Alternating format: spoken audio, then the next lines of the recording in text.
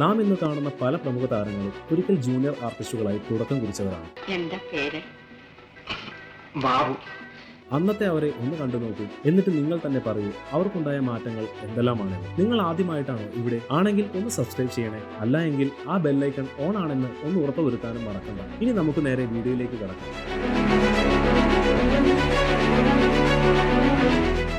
1977 പുറത്തിറങ്ങിയ P.A. ബക്കർ ചിത്രമായ മണിമുഴക്കം എന്ന ചിത്രത്തിലൂടെയാണ് ശ്രീനിവാസൻ തന്റെ സിനിമാ ജീവിതം ആരംഭിക്കുന്നത്. എന്തിനാ നമുക്ക് അവരൊക്കെ തരുന്നത്?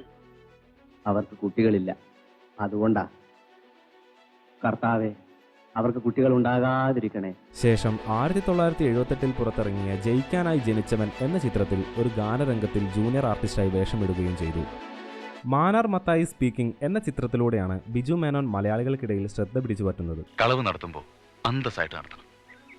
ഒറ്റയടിക്ക് ആയുഷ്കാലം മുഴുവൻ ജീവിക്കാനുള്ളതുണ്ടാക്കണം. എന്നാൽ ഇതിനു മുമ്പ് തന്നെ 1990 പുറത്തിറങ്ങിയ ഈഗിൾ എന്ന ചിത്രത്തിൽ ഒരു റിസപ്ഷനിസ്റ്റ് വേഷത്തിൽ അദ്ദേഹം മിന്നി മറിഞ്ഞിരുന്നു. 615 താമസിക്കുന്ന പാർട്ടിയില്ലേ, ആര് ആ പെണ്ണിന്റെ കൂടെ അയാളാണോ എന്ന് എനിക്കൊരു സംശയം.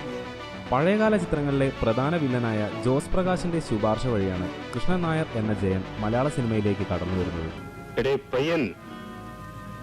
നീ എന്നെ ശരിക്കും മനസ്സിലാക്കിയിട്ടില്ല. 1974 പുറത്തിറങ്ങിയ ശാപമോക്ഷം എന്ന സിനിമയിലൂടെയാണ് മലയാളികളുടെ മനസ്സിലേക്ക് ജയൻ ഇടം പിടിക്കുന്നത്. അധരങ്ങളിൽ അമൃത പുളിനങ്ങളിൽ ആയിരം ദാഹങ്ങൾ അലയടിച്ചു. എന്നാൽ ഇതിനു മുമ്പ് തന്നെ 1972 പുറത്തിറങ്ങിയ പോസ്റ്റ്മാനെ കാണാനില്ല എന്ന ചിത്രത്തിൽ രംഗത്തിൽ അദ്ദേഹം മുഖം കാണിച്ചിരുന്നു. 2002 പുറത്തിറങ്ങിയ ഊമപ്പെണ്ണിന് ഉരിയാട പയ്യൻ എന്ന സിനിമയിലൂടെയാണ് ജയസൂര്യ ശ്രദ്ധേയനാകുന്നത്.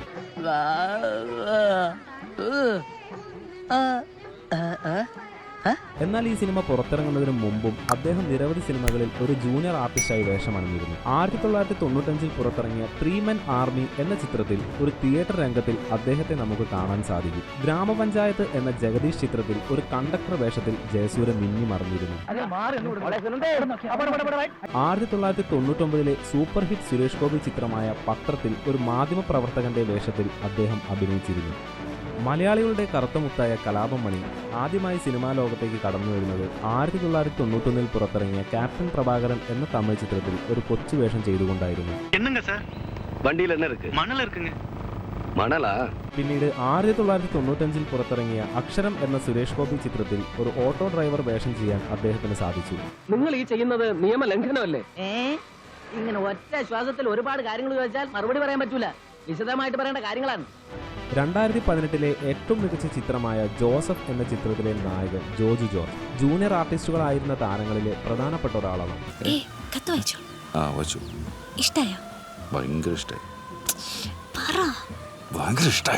കാരണം വർഷങ്ങളുടെ പരിശ്രമം കൊണ്ടാണ് ജൂനിയർ ആർട്ടിസ്റ്റ് സ്ഥാനത്ത് നിന്ന് ഇന്ന് അദ്ദേഹം നായകനായി മാറിയത്. 1995 മഴവിൽ കൂടാരം എന്ന ചിത്രത്തിൽ ഒരു കോളേജ് രംഗത്തിൽ അദ്ദേഹത്തെ നമുക്ക് കാണാൻ സാധിക്കും. 1999 പുറത്തിറങ്ങിയ ഇൻഡിപെൻഡൻസ് എന്ന ചിത്രത്തിൽ ജനക്കൂട്ടത്തിൽ അദ്ദേഹത്തെ നമുക്ക് കാണാം. ആദ്യമായി സിനിമയിൽ ഒരു ഡയലോഗ് പറയാൻ സാധിക്കുന്നത് ദാദാ സാഹിബ് എന്ന ചിത്രത്തിലൂടെയാണ്. മുഖ്യമന്ത്രി അടക്കം ഏകദേശം 1000 പേർ മരിച്ചേക്കാവുന്ന വൻ സ്ഫോടനം ഈ ഗ്രൗണ്ടിൽ നടക്കും. 2003 പുറത്തിറങ്ങിയ വാർ ആൻഡ് ലവ് എന്ന ദിലീപ് ചിത്രത്തിൽ ഒരു പട്ടാളക്കാരനായി അദ്ദേഹം അഭിനയിച്ചിരുന്നു. 1995 മുതൽ 2018 വരെയുള്ള കാലഘട്ടത്തിൽ 50-ലധികം സിനിമകളിലാണ് ജൂനിയർ ആർട്ടിസ്റ്റായി ജോർജ് വേഷമണിഞ്ഞത്. 1972 പുറത്തിറങ്ങിയ നൃത്തശാല എന്ന ചിത്രത്തിൽ ഒരു ചെറിയ വേഷം ചെയ്തുകൊണ്ടായിരുന്നു ഇന്നസെന്റിന്റെ തുടക്കം.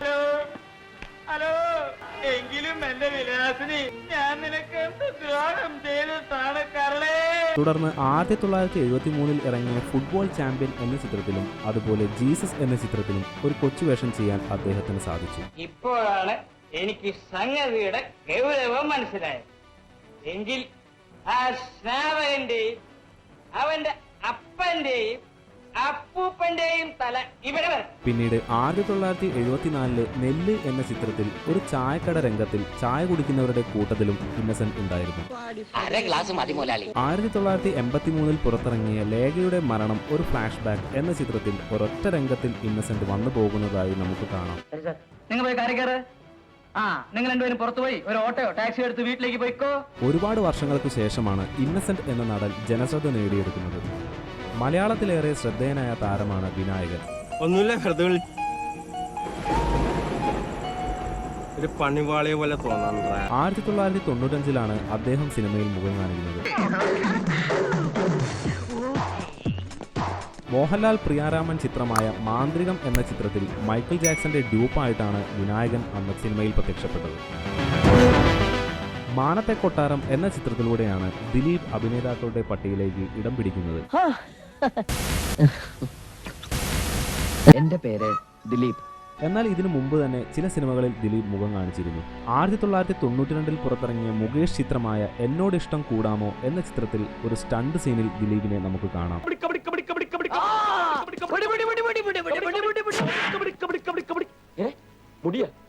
ശേഷം 1994 ചിത്രീകരിച്ച് സാഗരം സാക്ഷി എന്ന മമ്മൂട്ടി ചിത്രത്തിലും ഒരു കൊച്ചു വേഷം ചെയ്യാൻ അദ്ദേഹത്തിന് സാധിച്ചു. മിക്കവാറും എല്ലാവരും വണ്ടി കയറി. ചെറിയ ഹിന്ദു അങ്ങനെ കുറച്ച് ആൾക്കാരേ ഉള്ളൂ. അവൾക്കൊക്കെ വേണ്ടി ഞാൻ താല കൊടുക്കണം.